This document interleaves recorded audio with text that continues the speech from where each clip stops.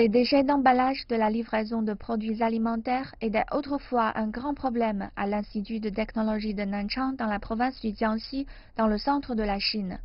Toutefois, cela a pris fin quand l'Institut a interdit toutes sortes de livraisons de produits alimentaires sur le campus en septembre dernier. Les emballages plastiques sont aussi strictement interdits dans les réfectoires de l'école. Les déchets quotidiens du campus ont été fortement réduits.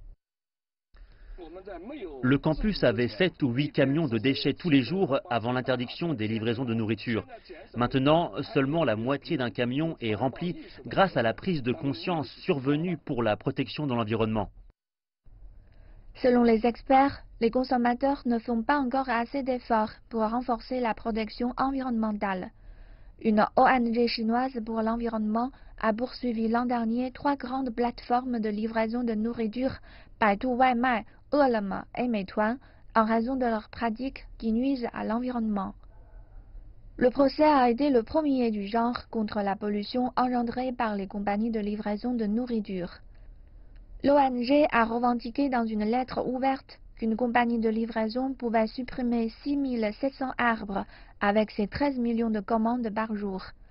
Elle a affirmé, entre autres, que les compagnies ne laissaient pas assez le choix aux clients concernant les ustensiles jetables. En réponse, Meituan Dianping a ajouté une option sans ustensiles sur son application.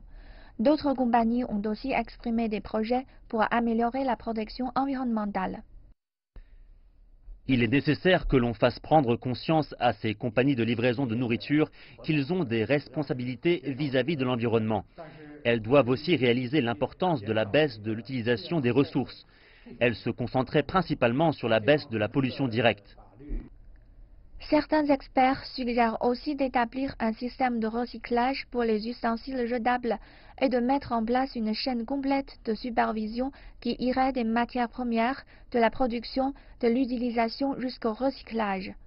Un fonds pour le recyclage pourrait donner une impulsion aux entreprises de recyclage d'ustensiles jetables.